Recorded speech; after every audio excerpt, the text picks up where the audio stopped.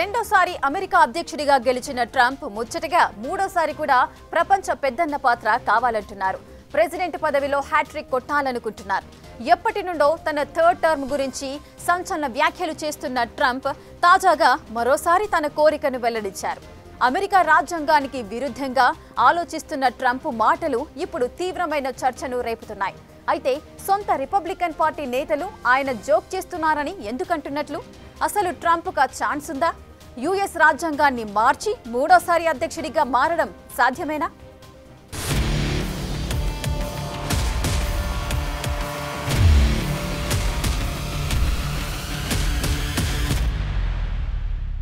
We go to 20, we go to 24. Did you see it? Then it says 28, 32, 36, 40, 44.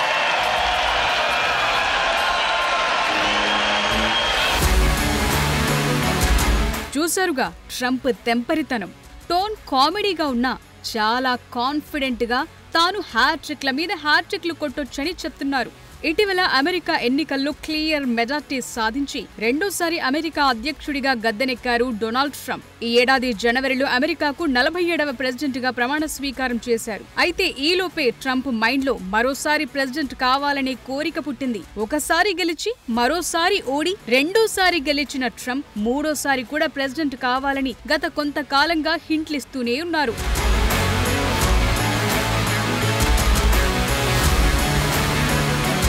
March 30న Trump ఓ టీవీకి ఇచ్చిన phone ఇంటర్వ్యూలో మరోసారి తన hat trick కోరికను వెల్లడించారు. తాను మూడోసారి అధ్యక్ష పదవిని కోరుకుంటున్నానని, తాను జోక్ చేయటం లేదని స్పష్టం చేశారు. ఎన్బీసీ న్యూస్ తో ఫోన్ కాల్ సందర్భంగా గతంలో ట్రంప్ చేసిన హ్యాట్రిక్ వ్యాఖ్యలపై స్పందించమని అడిగినప్పుడు మూడోసారి పదవికి పోటీ చేయొచ్చని చెప్పారు. అయితే ఇది అమెరికా రాజ్యాంగం ప్రకారం సాధ్యం కాదు కదా అని అడగ్గా ఏం పర్వాలేదు, దానికున్న పద్ధతులు దానికున్నాయంటూ వ్యాఖ్యానించారు. అయితే ఈ అంశం గురించి ఇప్పుడే మాట్లాడటం మరీ టూ ఎర్లీ అంటూ టాపిక్ కట్ చేశారు.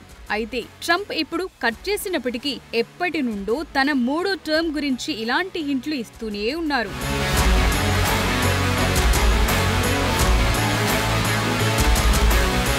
అయితే ఇటీవలి ఎన్నికల్లో విజయం సాధించిన తరువాత తన రిపబ్లికన్ పార్టీ నేతలతో సమావేశమైన ట్రంప్ రాజ్యాంగానికి వ్యతిరేకంగా మూడోసారి పదవిలోకి రావచ్చని అన్నారు. తన మనసులోని మాటను ప్రతినిధుల సభకు ఎన్నికైన రిపబ్లికన్లతో పంచుకున్నారు. ఎన్నికల్లో విజయం సాధించడం బాగుంది కదా, మీరు వద్దంటే నేను మరోసారి అధ్యక్ష ఎన్నికల్లో పోటీ చెయ్యను, నేను మళ్లీ పోటీ చేస్తే మీరు అడ్డు చెప్పరని భావిస్తున్నాను అంటూ కామెడీ టోన్లో సీరియస్ వ్యాఖ్యలు చేశారు. ఆయన మంచివాడు, మనం ఇంకేదైనా చెయ్యాలి అని మీరు చెప్తే తప్ప నేను మళ్లీ ముందుకెళ్లలేను అంటూ తమ పార్టీ నేతలకు హింట్ ఇచ్చారు.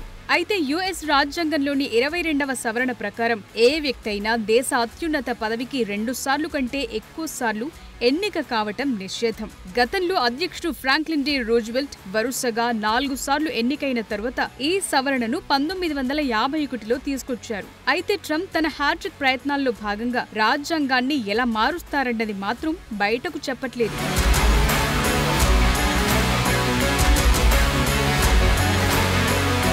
2017 నుండి 2021 వరకు మొదటిసారి అమెరికా అధ్యక్షుడిగా పనిచేసిన తరువాత గతేడాది జరిగిన ఎన్నికల్లో తిరిగి ఎన్నికయ్యారు. ఆయన ప్రస్తుత పదవి కాలం జనవరి 2029లో ముగుస్తుంది. ఇక ట్రంప్ కి ఇప్పుడు 78 సంవత్సరాల వయస్సు. ప్రస్తుత పదవి కాలం ముగిసే సమయానికి ట్రంప్ కి 82 ఏళ్లు నిండుతాయి. ఆ వయసులో దేశంలో అత్యంత కష్టతరమైన అధ్యక్ష పదవిలో ఎలా కొనసాగగలరు అని అడిగితే నాకు పనిచేయటం అంటే ఇష్టం అని సమాధానం చెప్తున్నారు. తనకున్న అపారమైన ప్రజాదరణ తాను మూడోసారి పదవి చేపట్టడానికి మార్గాన్ని సుగమం చేస్తుందని అంటున్నారు ట్రంప్. అయితే గతంలో 4 పర్యాయాలు రూజ్వెల్ట్ ప్రెసిడెంట్ పదవిని చేపట్టిన తరువాత రాజులాగా అధికారాన్ని అంటిపెట్టుకోవటంపై అమెరికాలో ఆందోళనలు రేగాయి. దీంతో అమెరికా రాజ్యాంగంలోని 22వ సవరణ జరిగింది. అందుకే ట్రంప్ మూడోసారి పదవి చేపట్టడం చాలా కష్టం.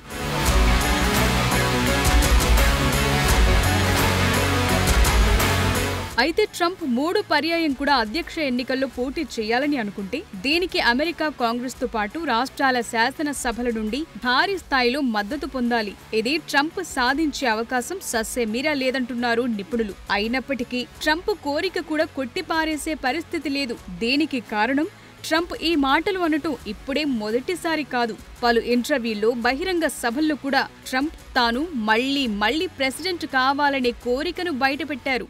Under the normal rules, I'll be out in 2024, so we may have to go for an extra term. We're going to have to extend my second term because 2026, I'm going to have to extend it for a couple of years. I don't think any of you would have a problem with that. I was going to joke, General, and say at least for 10 or 14 years, but we would cause bedlam if I said it. We go to 20, we go to 24. Did you see it? Then it says 28, 32, 36, 40, 44.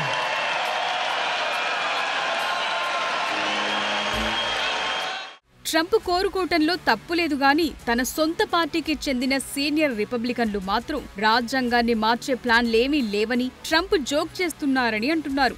Senator మార్క్వెన్ ములిన్ Trump వ్యాఖ్యలకు స్పందిస్తూ ఇవి ఎక్కువ నాలుకతో మాట్లాడేవి మాత్రమే అని అన్నారు. అలా జరగాలంటే అమెరికా రాజ్యాంగంలో సమస్య ఉందని, బహుశా అదలా జరగకుండా నిరోధిస్తుందని అన్నారు.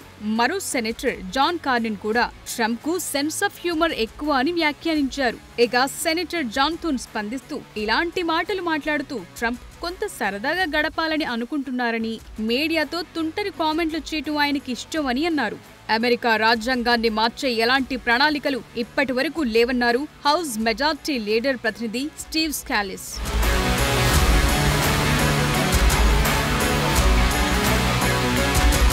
అయితే కొందరు రిపబ్లికన్లు ఇలా ట్రంప్ వ్యాఖ్యల్ని సీరియస్ గా తీసుకోకపోయినప్పటికీ ట్రంప్ ఆయన మిత్రదేశాలు కలిసి రాజ్యాంగ నియమాలను తుంగలో తొక్కి డిక్రీలతో దేశాన్ని పాలించాలని అనుకుంటున్నారని ఆందోళన కూడా లేకపోలేదు. ట్రంప్ రాజ్యాంగాన్ని పట్టించుకోకుండా తన 2వ పదవీకాలం ముగిసిన తరువాత కూడా పదవిని విడిచిపెట్టడానికి నిరాకరించవచ్చుననే భయాలొస్తున్నాయి. ఎందుకంటే ట్రంప్ తన 2020 ఎన్నికల ఫలితాన్ని అంగీకరించకుండా ఎంత యాగి చేశారో అమెరికన్ ప్రజలు ఇప్పటికీ మర్చిపోలేదు.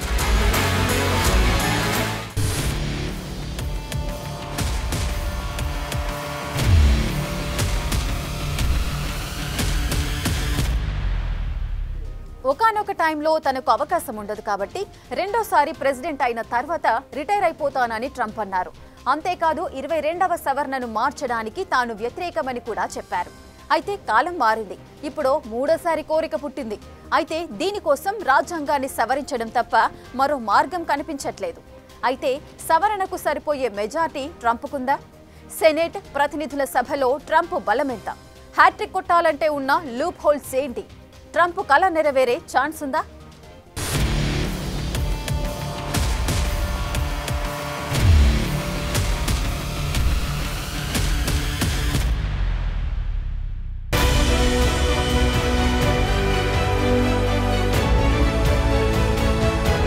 అమెరికాలో అధ్యక్ష పదవిని 2 పర్యాయాలకు మాత్రమే పరిమితం చేయటం వెనుక చాలా కసరత్తు జరిగింది. అమెరికన్ రాజ్యాంగ నిర్మాతలు ఈ పరిమితుల గురించి సుదీర్ఘంగా చర్చించి చివరికి దీనికి వ్యతిరేకంగా నిర్ణయం తీసుకున్నారు. పదవీకాల పరిమితులను ప్రవేశపెట్టే 3 ప్రతిపాదనలు 1803, 1824, 1826లో కాంగ్రెస్లో విఫలమయ్యాయి. తరువాత 2 పర్యాయాలు సెనెట్లో ఆమోదించినప్పటికీ సభలో విఫలమయ్యాయి. అయితే 1789లో అమెరికన్ రాజ్యాంగం అమల్లోకి రాగా అప్పటి నుండి 10 సంవత్సరాల లోపు అమెరికన్ అధ్యక్షులు 2 పర్యాయాలు మాత్రమే సేవలందించే ఖచ్చితమైన సంప్రదాయం అమల్లోకొచ్చింది. 1796లో అధ్యక్షుడు జార్జ్ వాషింగ్టన్ మూడోసారి పోటీ చేయటానికి నిరాకరించడంతో ఇది అధికారిక అనుమతిని పొందినట్లయింది. ఇది దాదాపు అలిఖిత చట్టంగా మారింది.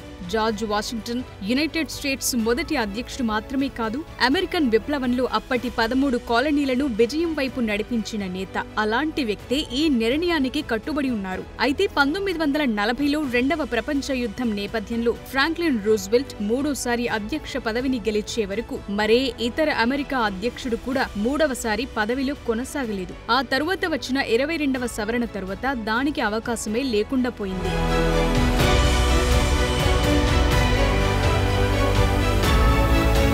ప్రస్తుతం ఉన్న నియమాలను బట్టి ట్రంప్ మళ్లీ పోటీ చేయడానికి అత్యంత స్పష్టమైన మార్గం రాజ్యాంగాన్ని సవరించడం మాత్రమే. దీనికోసం అమెరికన్ ప్రతినిధుల సభ, సెనేట్ రెండింటిలోనూ 3/2 మెజార్టీతో కాంగ్రెస్ రాజ్య సవరణను ప్రతిపాదించాలి. అయితే ప్రస్తుతం సెనేట్ లో ఉన్న 100 సీట్లలో రిపబ్లికన్లకు 53 స్థానాలున్నాయి. అలాగే ప్రతినిధుల సభలోని 435 సీట్లలో 218 స్థానాలున్నాయి. ఇక రాజ్యాంగ సవరణను ఆమోదించాలంటే సెనేట్ లో కనీసం 67 మంది సపోర్ట్ చేయాలి. అలాగే ప్రతినిధుల సభలో 290 ఓట్ల మెజార్టీ ఉండాలి. దీని ప్రకారం చూస్తే రిపబ్లికన్లకు అంత కెపాసిటీ లేదు కాబట్టి ట్రంప్ కల నెరవేరటానికి అవకాశం చాలా తక్కువని చెప్పాలి.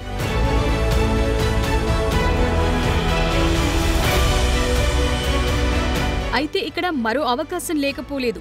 రాష్ట్ర శాసనసభలో 3/2 మంది కలిసి రాజ్యాంగ సమావేశం ఏర్పాటు చేసి అందులో సవరణను ప్రతిపాదించొచ్చు. అయితే అమెరికా చరిత్రలో ఇప్పటి వరకు ఆమోదించబడిన 27 సవరణల సందర్భాల్లో ఇలాంటి మార్గం ఎప్పుడూ తీసుకోలేదు. రాజకీయంగా అది అసంభవం కూడా. ఎందుకంటే ప్రతిపాదిత సవరణను రాష్ట్రాల్లో 4వ వంతు అంటే 50 రాష్ట్రాల్లో 38 రాష్ట్రాలు ఆమోదించిన తరువాత మాత్రమే రాజ్యాంగంలో ఇది భాగమవుతుంది. అయితే అమెరికాలో ఉన్న ప్రస్తుత రాజకీయ వాతావరణంలో ట్రంప్ అనుకుంటున్న రాజ్యాంగ సవరణను ముందుకు తీసుకువెళ్లే అవకాశం దాదాపుగా లేదనే చెప్పాలి. కారణం అలా చేయటానికి ఆయనకు రాష్ట్రాల్లో సంఖ్యాబలం లేదు.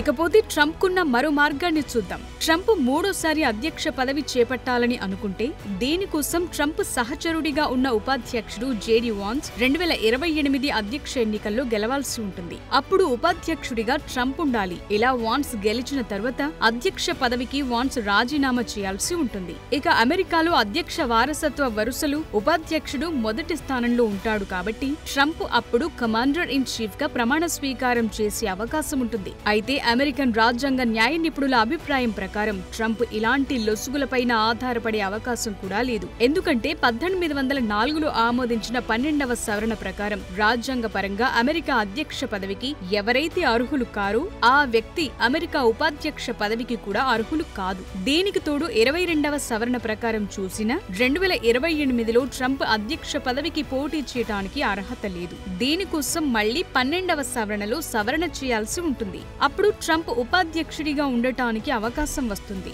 దీనికోసం మళ్లీ రాజ్యాంగ సవరణే అవసరం. కానీ దీన్ని ఆమోదించడం దాదాపు అసాధ్యం. సో ఎటువైపు నుండి ఎటు చూసినా ట్రంప్ 3వ అధ్యక్ష పదవికి పోటీ చేయటం దాదాపు కుదరదనే చెప్పాలి.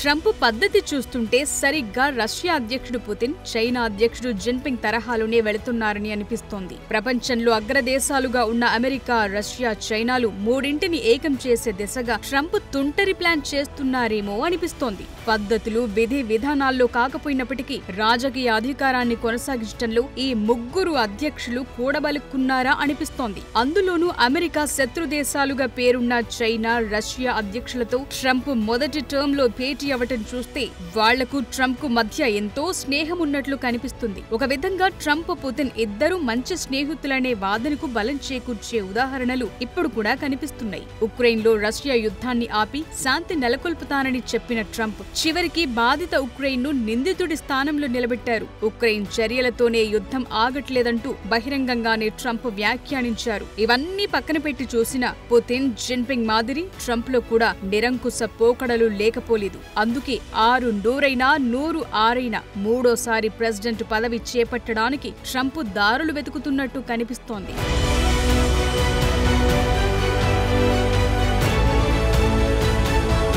ట్రంప్ కోరిక నెరవేరటం అమెరికా లాంటి ప్రజాస్వామ్య వ్యవస్థలో సాధ్యం కావటం అత్యంత కష్టమైన పని. అలాగని ట్రంప్ ను తక్కువ అంచనా వేయలేని పరిస్థితి. డొనాల్డ్ ట్రంప్ గురించి తెలిసిన వాళ్లు ఎవరైనా ట్రంప్ తన ఆశను పక్కన పెట్టేస్తారని అనుకోవటం కూడా అమాయకత్వమే అంటారు.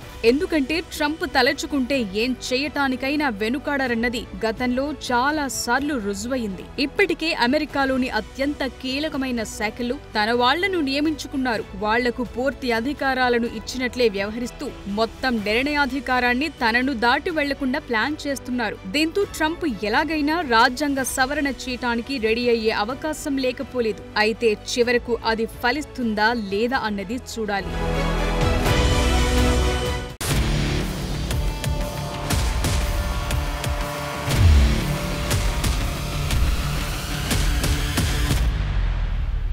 ట్రంప్ ఎన్ని జిమ్మిక్కులు చేసినా ఒక్క దగ్గర మాత్రం ట్రంప్ టెంపరితనానికి ముక్కుతాడు పడుతుంది.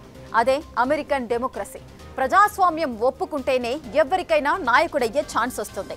రాజ్యాంగంలో ఎన్ని సవరణలు చేసినా ప్రజా తీర్పును మార్చడం మాత్రం ఎవ్వరి తరం కాదు. For more videos like this, subscribe Big TV channel.